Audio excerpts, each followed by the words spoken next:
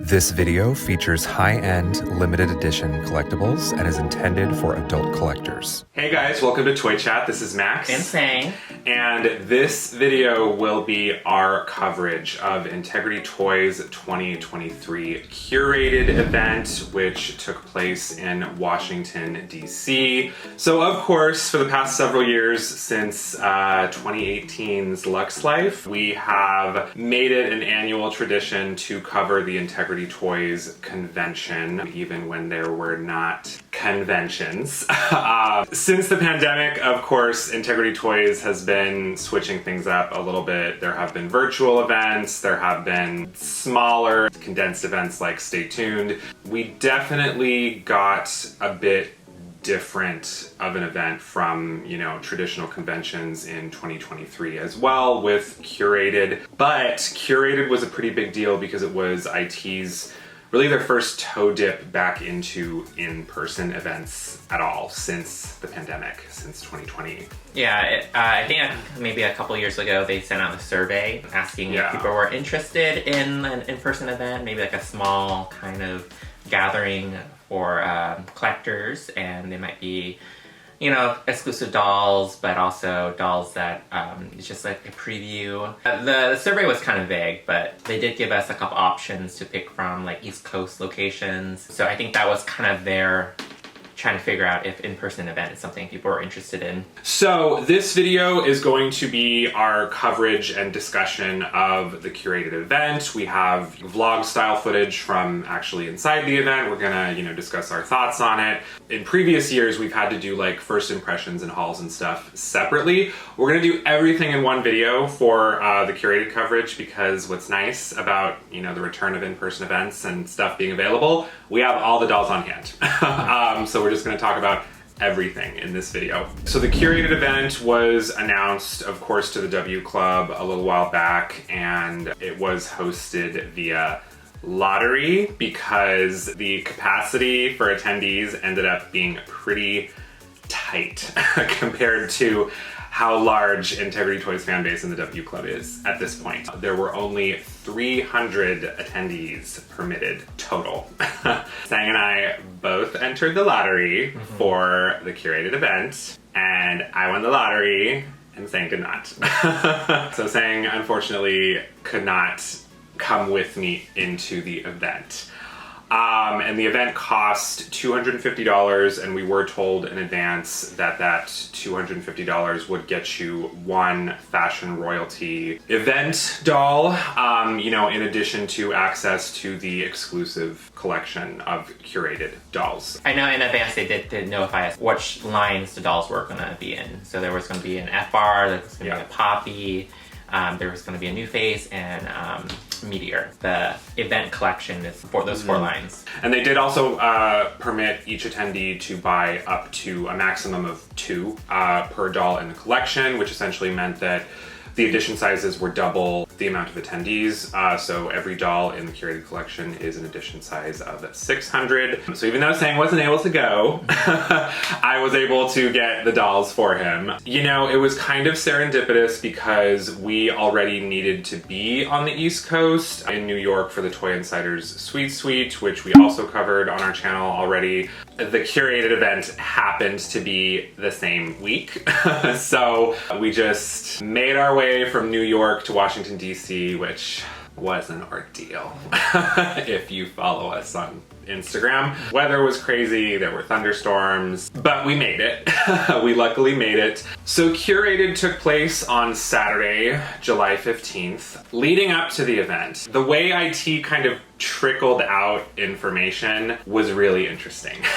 They mentioned that there's going to be an in-person event for quite a while throughout this club year, but they didn't really give us much information until like 2 months before the actual date. We kind of had to book our flights and hotel and everything right away if you got in. And Georgetown area was all we were initially told. The information was very secretive. They wouldn't tell us the location. No address. Nothing. Which of course, when you're traveling and you're trying to plan travel logistics, you're like, okay, Georgetown area is helpful, but like I don't want to end up at a hotel that's like an hour plus away from where I'm supposed to be or something like that. I mean, Georgetown is small from what we've seen, but still, I don't know that. Being on the East Coast in July, 15-minute walk can feel like an hour walk. Yeah. If you end up getting a hotel room that's pretty far, kind of creates more of a financial situation for you if you have to take a Lyft, Uber. Essentially, they had told us that the event would be split into 2 locations. So the attendees, and by the way, also different groups. So there was a group 1 and a group 2. I ended up being in group 1. Almost everyone I talked to and people I'm friends with and stuff like that were in group 2. So, initially I was like, oh my gosh, I was like, am I going to kind of end up like doing this by myself pretty much, like, but we'll get there. Also, everything was very confidential. You weren't able to share a lot of information. They made a separate W Club form for you to talk to other people got in. I didn't log into that at all. So I don't know what that was about. But and they did warn people in the W Club, you guys can't talk about this. You cannot speculate where the event is. You can't speculate on the dolls.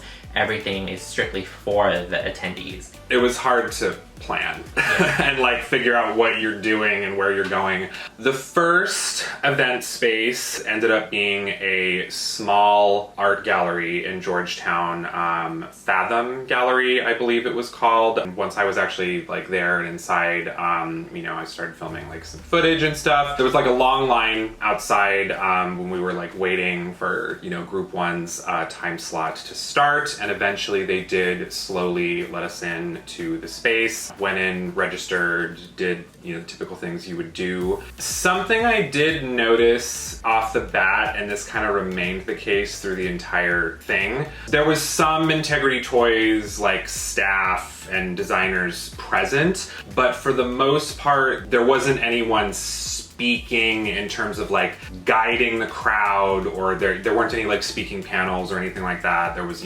Carol was nowhere to be seen. Joey said she wasn't gonna come. Yeah, she's busy. Yeah, so it was kind of just go through the line, register, and just check stuff out and have your own experience. And so once I was inside, and unfortunately, Sang had to split up with me.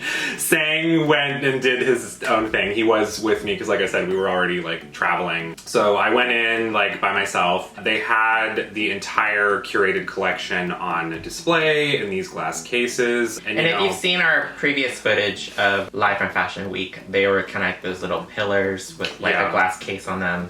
Yeah, and it was really cute because I do have to say, we've talked a lot on this channel about how, or I've talked a lot about how I want convention themes to actually be thematic and I don't want this super vague abstract you tell us the theme name and we're what? What is that? I don't even know what that is. I didn't know what to expect coming into Curated, but I think going into that space and seeing it really came together for me, and I was okay, this is clearly curating fine art gallery, and the aesthetic very much gave that, and the dolls I think fall into that theme very well, as we'll get into.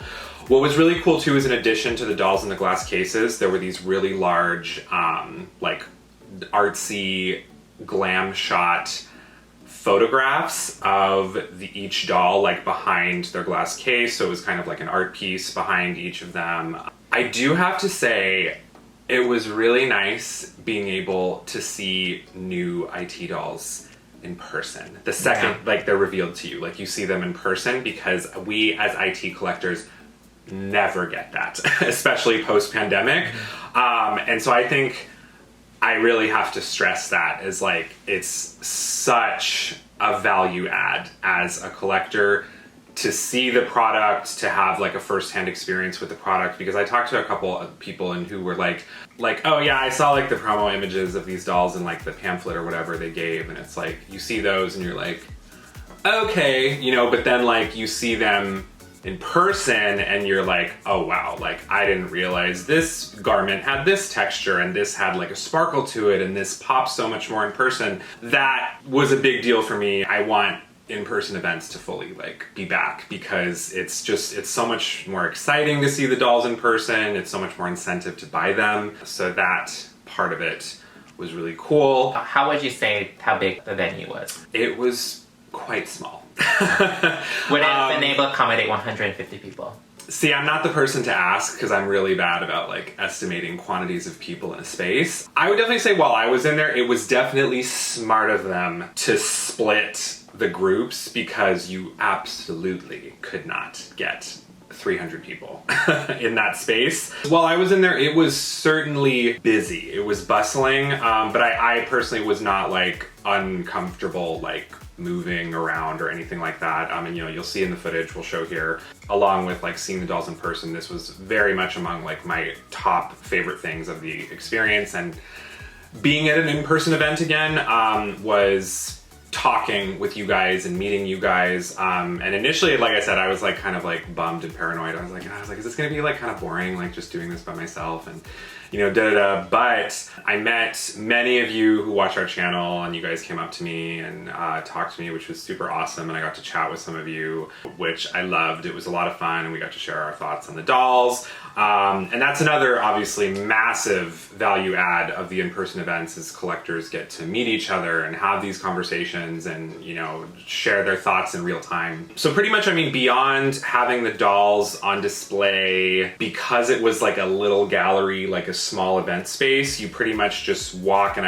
by the way, I apologize if any of the footage I share of the dolls in the space seems a little like rushed. I tried to get the best footage I could, but there was literally a line like to check out the dolls. So I was trying not to like take my time too much because there were people behind me who wanted to see the dolls.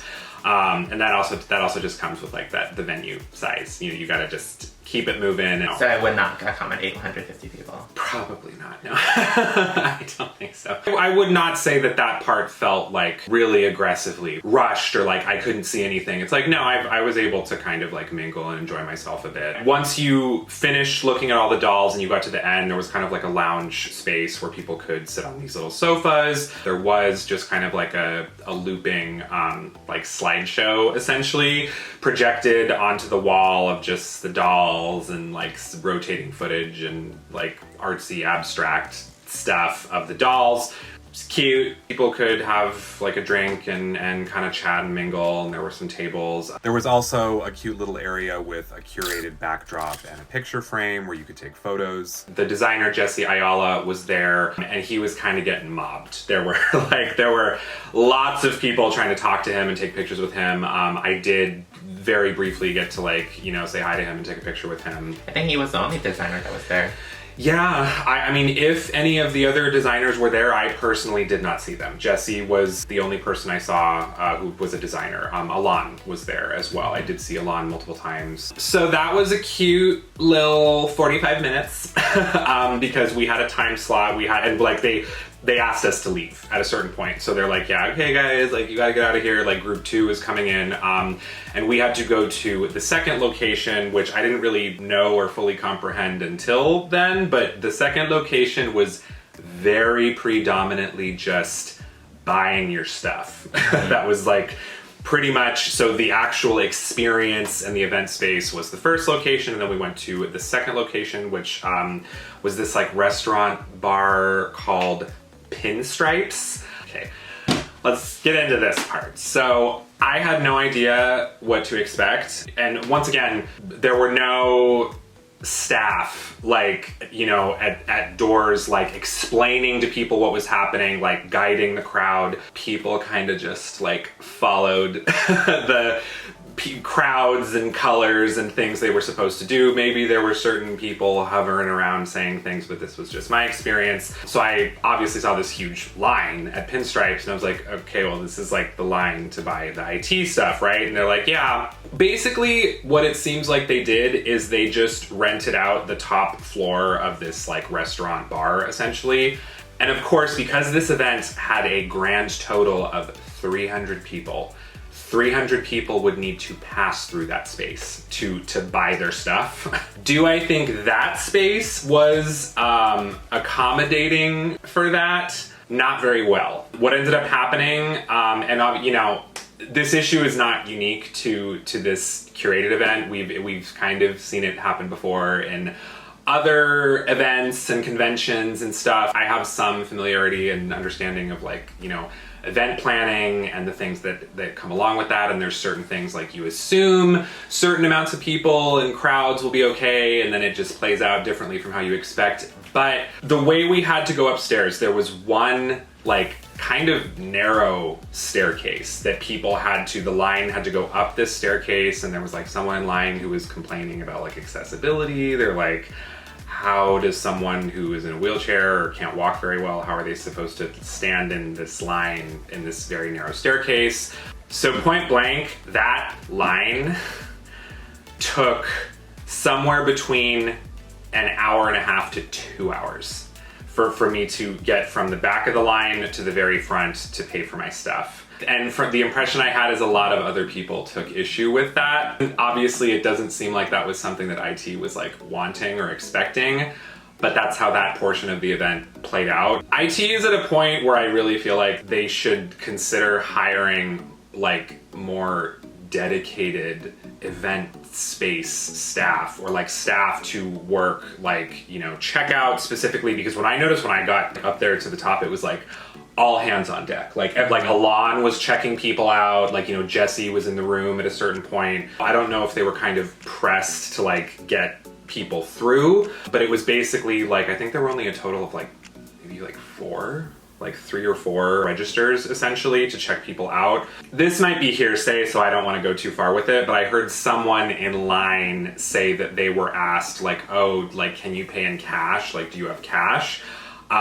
Because like the credit card scanners were allegedly part of what was causing holdup.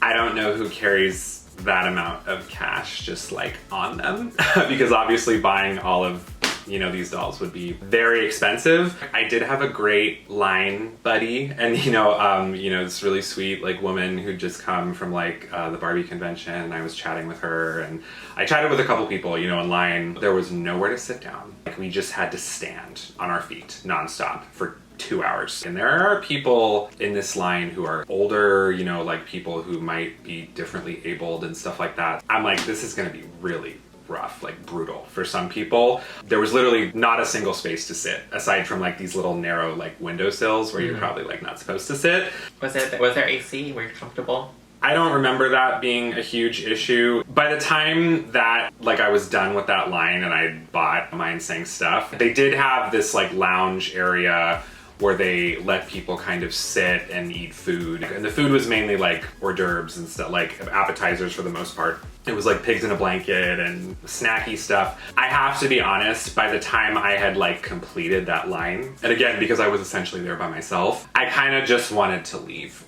My body was hurting. I was exhausted. I'd been on my feet for 2 hours straight, and I was carrying this huge bag of like all these dolls for myself and saying, so I didn't really get a chance to like drink in too much that like final area because of just how rough like the line was. So I mean, at that point, I pretty much just left and got back together with Sang, and that was pretty much the Curated experience. Mm-hmm. I've been seeing them get some very positive feedback, more so, you know, a lot related to the dolls, which we'll get all into the dolls, you know, sit tight. The dolls were great. I loved seeing the people. I loved meeting some of you, you know, who watch our channel and who I've met through like Instagram and stuff like that, and seeing some old friends again. That was amazing. Seeing the dolls in person was amazing. The little event space, it was cute. It was very cute. You know, it was nice. And, you know, I would say for a condensed event that was a lot cheaper than like previous convention prices, I was more or less like good and fair. The second half, they're gonna have to sort through some serious like logistics and planning to improve on that next time, because the line was brutal. I did not enjoy that at all. There was something very interesting that I witnessed during the line experience. There was a person, this man, who was in a stretcher. They had to roll this stretcher through, again, that constrained space, because the other thing too, people were leaving the way they were coming in. So people had to go back down that narrow stairway with a whole bunch of people still waiting in line to leave. That was the way I was like told to leave anyway. And there was a man in a stretcher I mean, he was sipping a drink and he bought his dolls. So so he must have been okay. But that was kind of a wild experience. IT did have Wendy. One and only Never Forever right here. Never Forever. Yeah, Never Forever, who pretty much hosted kind of like hyping up the convention through their official Instagram. She took over the Instagram at noon. And so a lot of people assumed that at noon is when they'll start unveiling the dolls and the event itself. Attendees could not post anything about the event until 3:30 p.m. when the event is technically over. So people thought, like, okay, so IT wants to be the one to, show off their dolls on their Instagram. So a lot of people tuned in, like myself, who wasn't able to attend to see the dolls. But they spent the full 3.5 hours just showcasing kind of like the drinks and like people walking up and down stairs. And so a lot of people were really frustrated because they tuned in at noon expecting to see some new dolls. But they didn't really show off the dolls until it was after the event was over. Which was just cool at the end of it. Wendy did go on to Instagram Live and she had David to talk to about his involvement with the collection. And she unboxed Isha. So that was cool. But I think a lot of people were expecting more from this Instagram takeover. I mean, I think coming at it from a perspective of this is their gradually getting back into in-person events. I mean, I think if anything, this definitely proved that people are interested in those coming back. So I'm very curious if like by next year they will plan just like a full-on convention, or something. Yeah. I'm a little concerned about how tight the capacity was for this event because like, again, only like one of us between the two of us was like able to get in. And I was like, I don't want neither of us to get in like a future event. Yeah. Very curious, those of you, if you were there, how did you feel about it? If you were an outsider looking in, how did it look to you? Would it be something that you'd pay that money for and travel for? There's a lot of components here, I mean, because I think there's people who are, maybe if you live nearby and it's convenient, you're like, oh yeah, I definitely want to go. If you have to travel very, very, very far, you're like, I want to have an experience. Like I'm doing all this travel and paying all this money. Like I want to, da-da-da. Yeah, I mean, I was expecting kind of like a mini convention. I think a lot of people were. But at the same time, I understand that that's not really what they're comfortable with just yet, at least for the trial period. But I kind of expected, I knew it was kind of going to be an art gallery, considering the name Curated.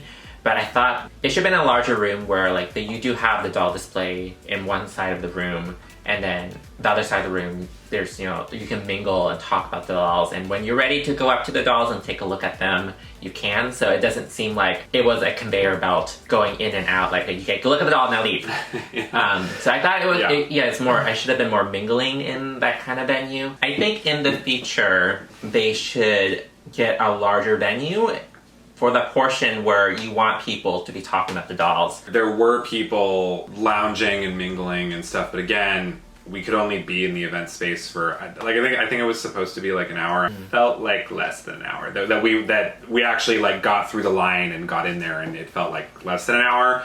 So you couldn't do that for that long. I mean, granted, in IT's defense, they were very transparent about the fact that this was going to be a condensed, event, that it was not a super traditional Integrity Toys convention experience. Again, I hope they move back towards that. What's kind of rough is because IT hosts at different states and locations and venues every year that they've done in person. There's new possibility for little issues and stuff specific to the venue and stuff like that every year because they're not consistent in terms of where they host it, which so there's pros and cons to that as well. Let's just go ahead and jump into discussing the dolls, because I would absolutely say the dolls were a huge highlight of the Curated event. We should talk about the Curated packaging, which of course the packaging, it's exclusive to Curated, so it is unique for this collection. In terms of aesthetic and the actual design of what we see, this is great. This is really nice. I think it conveys the theme. I like the metallic gold font and the artsy streaks behind it. I think in general this is an awesome logo. Like, you know, just as it's a great graphic from, you know, a designer perspective. IT went through a recent general change for pretty much all their packaging that I don't think Sang and I have really gotten a chance to like address directly on our channel yet. Well, there's different packagings for every brand. But generally speaking, they're cardboard. It's like a high grade matte kind of cardboard in the previous packaging. The updated IT packaging is cardstock. It's straight up like cardstock. Yeah, it's like thin, squishy, papery. Yeah, and like just it's folded a couple times. You can definitely see the indents folded. Yeah. The implication is that they did this to reduce the weight of IT dolls, which you know basically brings down the price of shipping, which has historically been a big issue for international collectors. I haven't heard from other people's experience how much that's improved, like their shipping costs or anything like that. I heard know. This is pretty good, but I don't know. I think there should be a happy median in terms of what IT can do, lighting up the weight of their boxes.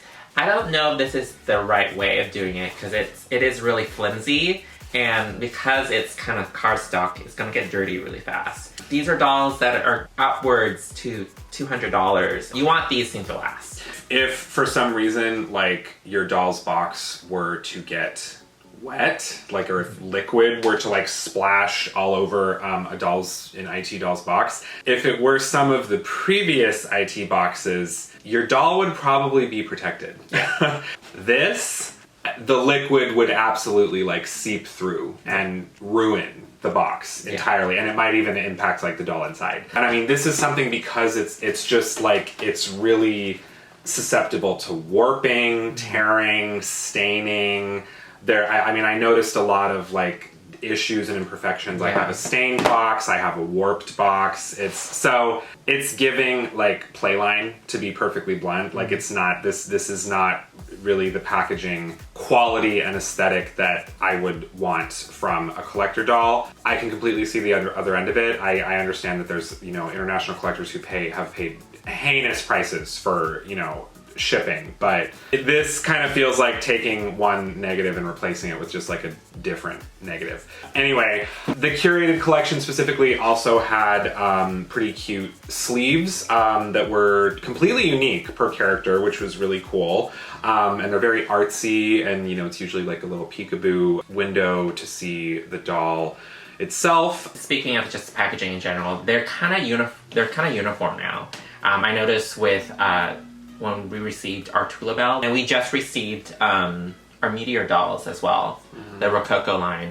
And also, it is the exact same packaging as the true box, minus like the Meteor slip that the sleeve that they put on there. So I'm like, I miss when all these packagings were unique. She may have been the first one that was like on display when I entered from the entrance. So we'll go ahead and start with classically surreal Isha Kalpana Narayanan. And so she is the fashion royalty offering, which also meant that she was essentially the convention doll, the one that came with like your ticket price, which by the way, that was not established to me until checkout. No one like announced this in the event space. She is lovely. She's absolutely gorgeous. We haven't seen that much of Isha since like Sacred Lotus. There was like that one other. There was. She was also in the Style Lab, the Fashion Royalty Style Lab. Yeah. For me personally, it was great to see her again. I love Isha. This particular Isha is so fun. My knee-jerk reaction to her was definitely that she was giving Alice in Wonderland and the White Rabbit because she has on like this silky head wrap garment that loosely resembles like rabbit ears, and the rest of her outfit with like the blues and golds. It's very just fantastical, like Alice. In terms of the curated packaging specifically, they did something really, really cute with the design of it. Oh look, it ripped already. we're not a big fan of the material of these boxes. This is really elaborate. Like there's like little key-shaped cutouts. This is Isha's box and her sleeve. What's really cool is the little sleeves are unique per character, and this also contributes to me for like the Alice in Wonderland vibe. The little inscription there is also very like art gallery. Yeah, like a little description on like the material used, the name and the model. My only critique about this particular, everyone else is fine. This one is the keyholes don't match up with her face, so you can't really see her inbox. And she's the only one. Yeah, she's the only one. You can't see her face. Yeah, I think the main key should have been in the center. It's like this big one, so you can see her. Yeah, Jesse designed this one. Again, Isha is gorgeous. So what's really cool about the little headband wrap she has is, you know, the little pieces on top that loosely resemble like rabbit ears. There is wiring inside that is actually adjustable. So if they're not like in the position you want them to be, you can adjust that. She's very intricate. I love that she comes with the metallic gold. They're like opera length gloves. I guess they are technically intended to be gloves, even though they don't cover her hands. But she comes with a pair of gold hands with red manicured nails that look really cool. I don't know, because I looked at the promo images and I'm like, are the little gloves supposed to be that like scrunched? Like not really, but I guess that is kind of just how they're supposed to be. So they're almost like supposed to be like over part of her palm. She has this really cute like Illuminati eye looking like bracelet. Yeah. It's really detailed. It's really nice. It doesn't fit on her gloved wrist fantastically, so I'm worried it's gonna fall off. Collectors have already pointed out this is kind of a recreation of a brand we can't pronounce. So the look is inspired by a spring 2022 ready-to-wear Schiaparelli jacket, and the dress is from the spring 2022 couture collection. Yeah, just the intricate beading and embroidery, the color palette with the whites, golds, and blues. Big fan of Isha. She makes my top 2 favorite dolls at the event. I think she's gorgeous. Yeah, I mean, I originally thought like, oh wow, Isha, like we just seen her with a similar like look for the Fashion Royalty Style Lab, but this one's very gorgeous. I love her hair. The intricate braid bun reminds me a bit of, there's a recent Vanessa, like the really large gown one. What's really great too is her little headband. I was dreading. I was like, oh, this is like an elastic band. I have to shove it over her head. It's actually, with her bun, extremely easy to put on. Super easy. You literally just like put the little band under her bun and like boop, you're done. Very grateful for that. Also grateful, this is the case with both of the 2 that I opened. They already had earring holes pierced into their ears. So I was like, thank you. The less you have to torture me with these tiny pieces, the better. Her up is one single piece, so there's not a lot of possibilities to mix and match. And it opens in the front with a bunch of hooks and string. They look like keyholes. Yeah, there's keyholes on there, like embroidered keyholes, and there's, little beads. They're really cool. Yeah, it's a very nicely made outfit. And you can't really see in like a lot of promo images, but the back also has denim corset looking design. It's a great silhouette. It's really cool. Yeah. Love her. And her shoes are cute.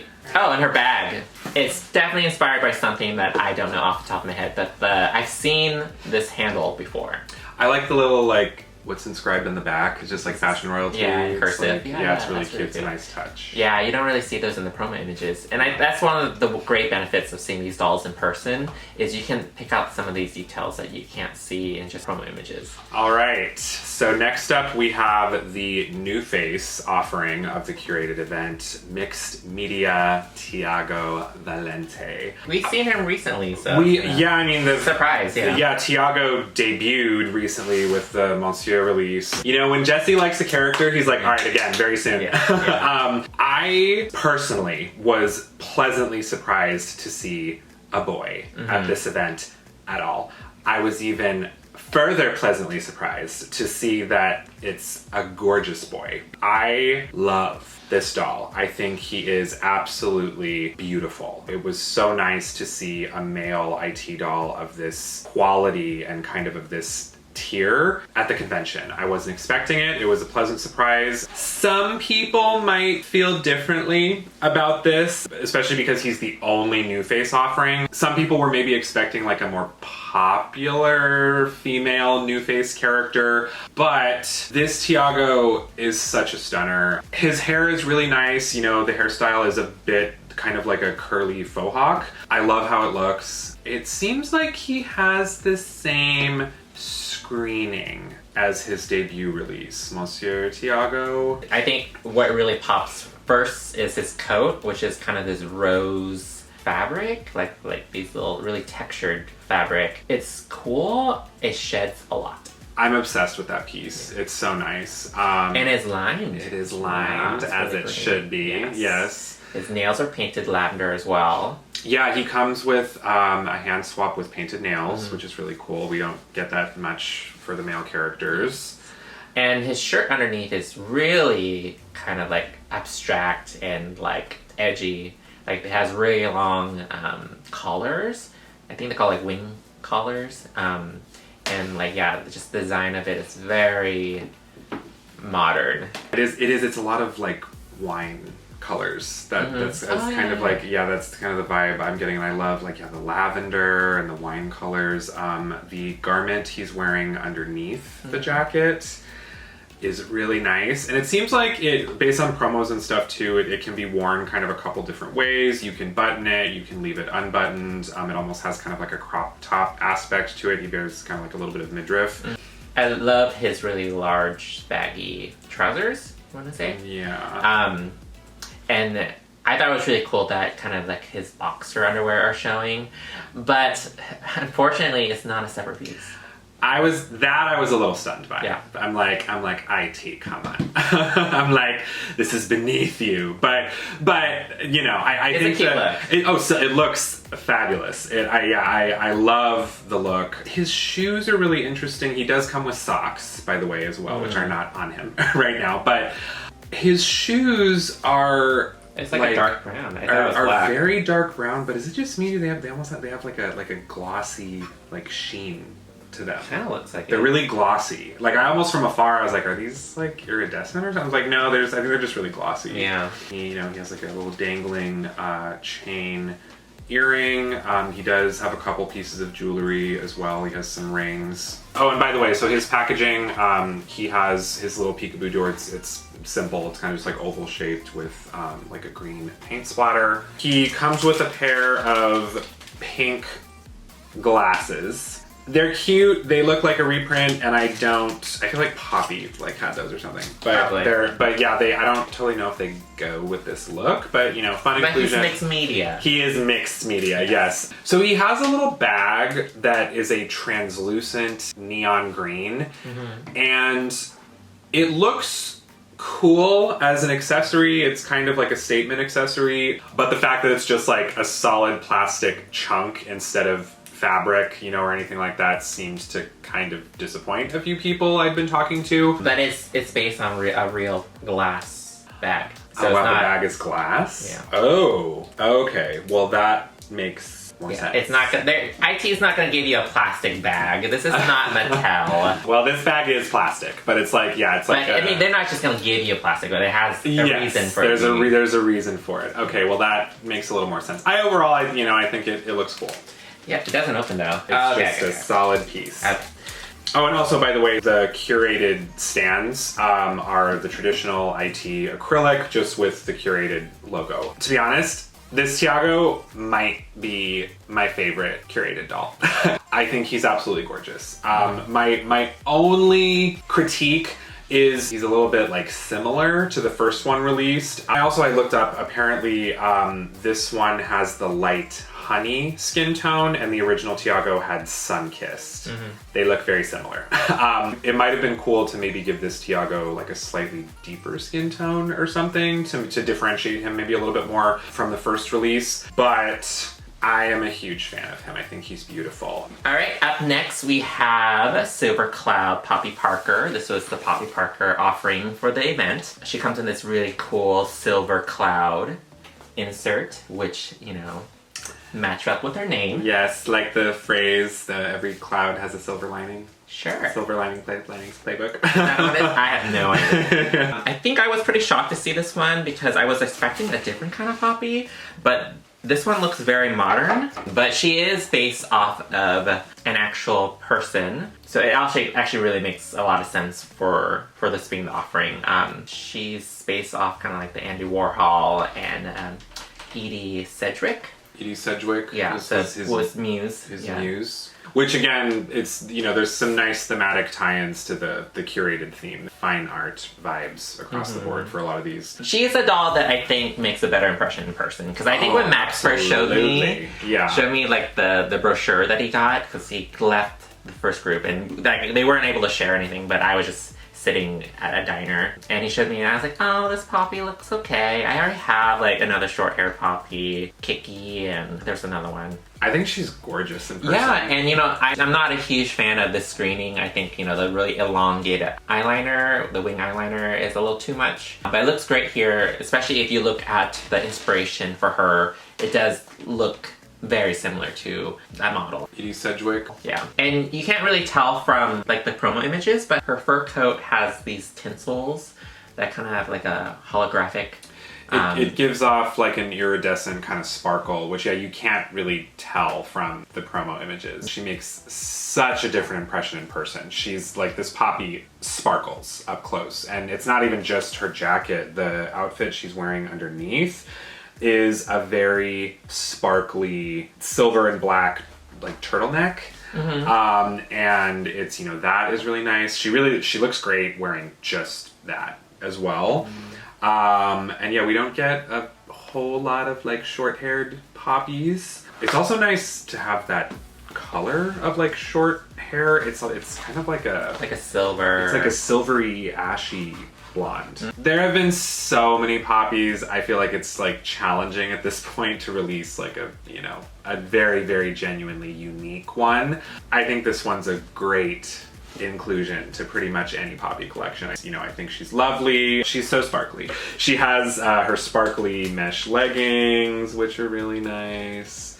She has black painted nails because she's so edgy. In theory, we don't see Poppy in just black and white very often, so it's kind of nice. She comes with really cool accessories. I like her shoes. So her bag is so cute. It's adorable. It's very much like a statement bag. What was unfortunate is the best part of it, like the print that says "This is art." You couldn't see it at the event because the bag fell from the display and no one was able to like fix it or whatever. So I didn't notice that until I actually got a closer look at her. Yeah.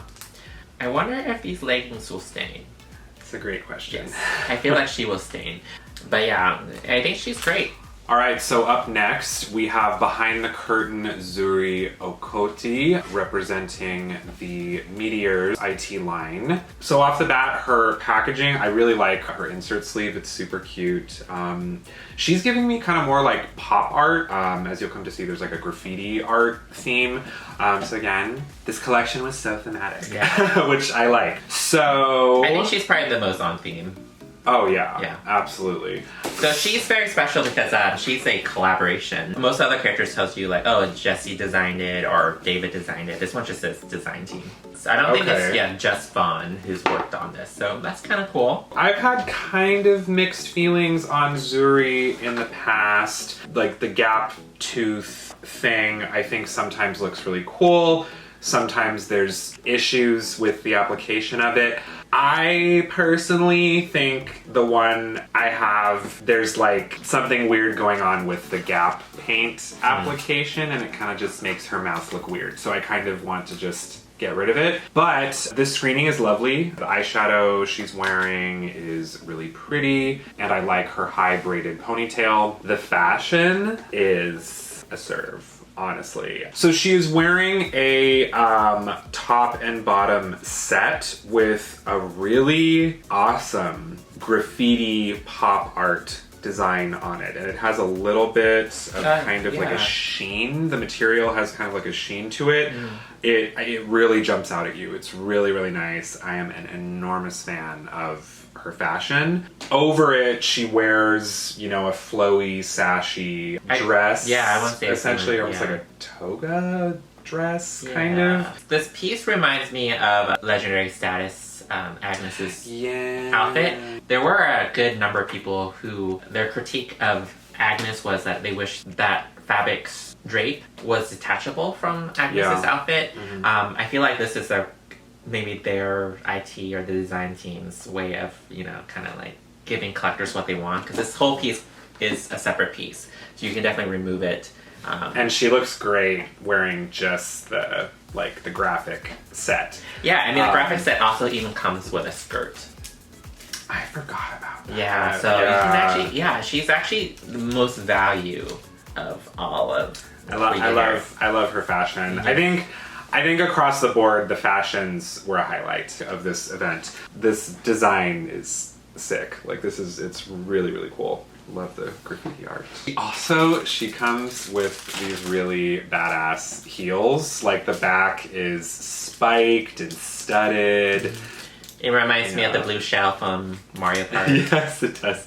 And of course, she comes with a cute little thing of spray paint, which also, it's kind of styled, kind of like a bag. It has like a nice, handle. It opens up. It's like a thermos almost. Yeah. And she comes with, a lot of jewelry, which are mostly like metal chains. I'm a big fan of her. I would definitely say of all the Zuris I can think of off the top of my head, this is my favorite one. Her makeup's gorgeous. I love these fashions. So she was definitely a buy for me. But we bought the whole collection. But yeah. The fifth and final doll of the curated collection is Modern Renaissance Bina Pak.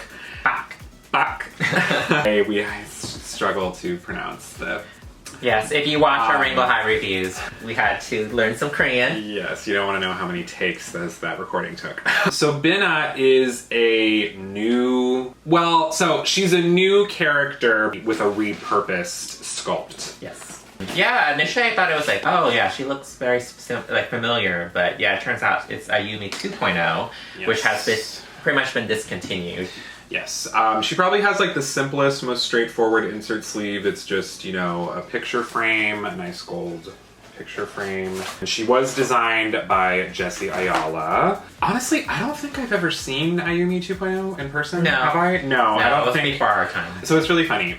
Before I was aware of what everything was, when I first saw this doll from afar on display, I thought it was an East 59 doll. And then I was like, well, wait. I was like, no, I don't think there are any East 59 dolls. She's very cute. One thing Jesse very consistently just like kills it with are screenings. He's just like a master of screenings, even with sculpts that have not historically been very popular or used. And I actually love that he does that. I love that he kind of pulls from like sculpts that might have ended up being a throwaway sculpt that would never get used again. Her face, I feel like her expression isn't horribly dissimilar to Agnes, where she almost has a borderline like scowl kind of, where she has like downturned lips a little bit.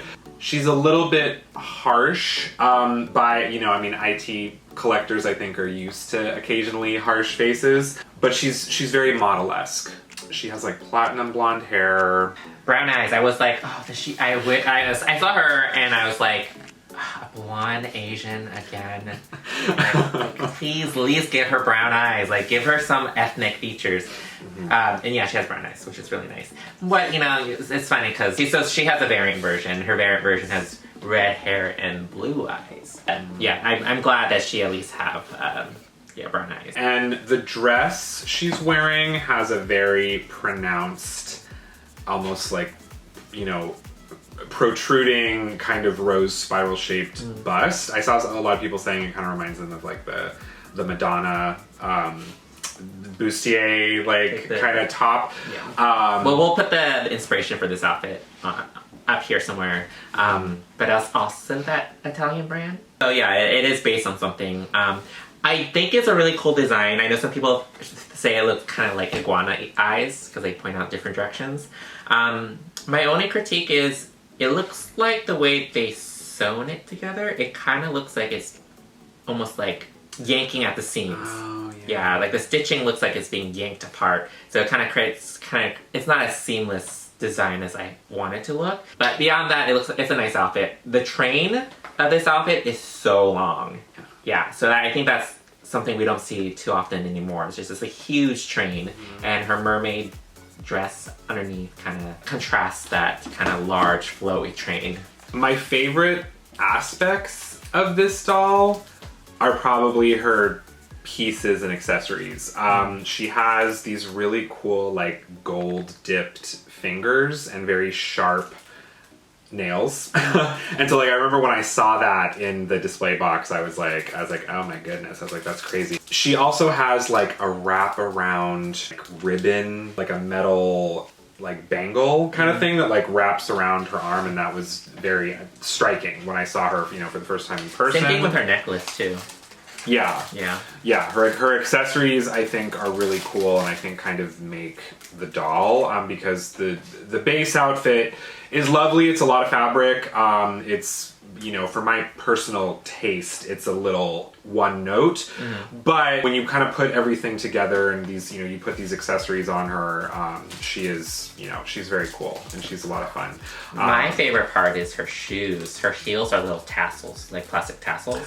They are tassels. Yeah. It's too bad some of this stuff is going to be hard to see under all the flowing. Yeah, fabric. so this is kind of something you kind of have to see them in person to notice and appreciate all the little finer details. IT had mentioned one of the dolls at the event will have a color variant, and it turned out to be Binna.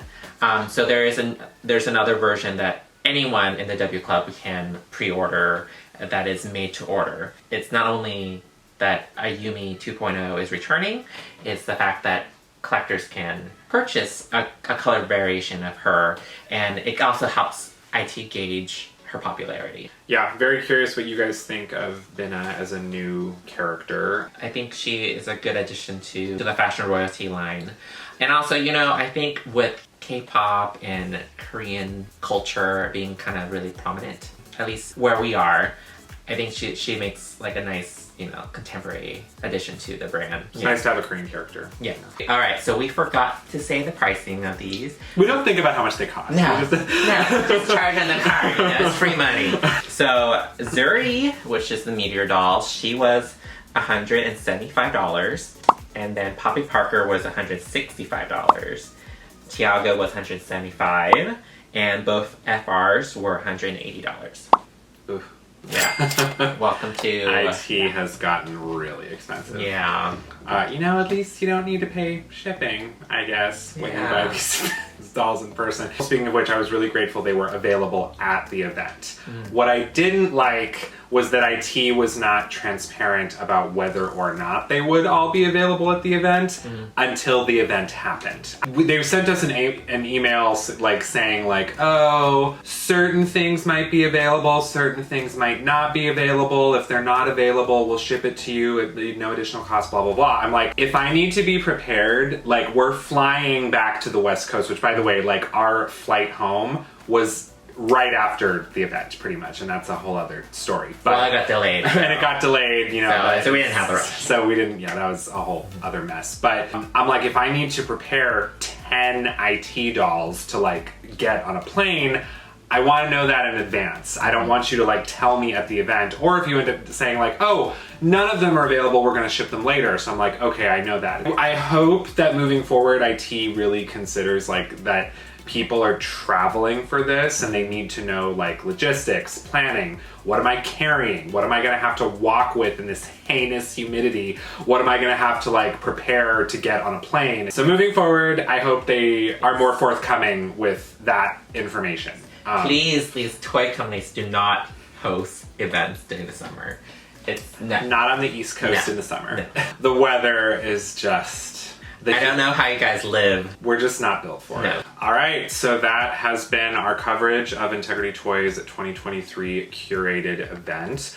You know, overall, I would say this is a great collection of dolls. I mean, I think if you're going to have a capsule collection, you know, like a very small set of dolls for people to buy, you're gonna want to try to nail, you know, like the design quality and everything for every one of them. And I think they pretty much did. You know, I mean, there's definitely some I like more than others. I think there's a little something for everyone here. I am very happy to own all 5 of these dolls. For the most part, I've actually been reading a lot of positive reception in terms of like comments and, you know, people commenting on the Integrity Toys Instagram and bits and pieces of, you know, the W Club forum. It seems like people were pretty happy with the doll offerings and people enjoyed the event as well. My suspicion was that there were certain things that may have had a little more polarizing of a reception. Like, I love Thiago. I think he is phenomenal, but I understand there's a lot of IT collectors who, like, they don't really collect boys, or they mainly collect New Face, and the only New Face doll from this collection was Thiago. I don't know if there were people who was like, I would have really have liked to have seen like the twins or Ayumi or whatever. Well, I guess a week prior they did unveil like the Moments collection with those characters. Yes, they did. So maybe that was intentional. Yeah. But yeah, I mean, from an outsider's perspective who wasn't attending the event, they make a better impression in person. When Max first showed me his brochure, I thought, okay, well, that's kind of cute. We're kind of colorful. And, that's Poppy. Okay, cool. And Thiago, same. But yeah, they do make a better impression in person. I think there's a lot of beautiful craftsmanship to this collection. Poppy's makeup really pops. I really love her eyeshadow, but then there's this really soft pink lip color that she has for herself. And the promos don't do her justice. No, not at all. Yeah. Any of these dolls can stand on their own, but as a collection, they really shine as a cohesive... They do feel cohesive. They feel like they could all be attending the same event. Yeah. So I would say for the most part, you know, good job, IT there. I think, you know, they definitely nailed a theme with, you know, about like a clear vision for kind of what they wanted to do for it. It makes you wonder what could have been if it were like a full scale, you know, event. What would Agnes be in this theme, or what would, you know, whatever else. I'm grateful that there's still been like a toe dip, you know, back into in-person events. Like I said, the biggest benefits were seeing friends and collectors in person again, and seeing the dolls in person. I think overall, I think seeing the dolls in person, seeing people in person really makes the experience special. Dolls were great. It was definitely a fun experience. Very curious what you all think of the curated collection. You know, if you attended the event, let us know what your thoughts were, or, you know, as an outsider looking in, just let us know what you think. Do you want more in-person events, you know, in the future? Who's your favorite? Yes, let us know who your favorite is. Who's your favorite? Probably Isha. Yeah, Isha's great. Yeah. Isha seems like a popular favorite. All right, well, thank you so much for joining us for this video. Make sure to hit like and subscribe if you haven't. Our full Integrity Toys playlist will be linked on screen here. Let us know what you want to see next on our channel, and we'll see you next time. Bye!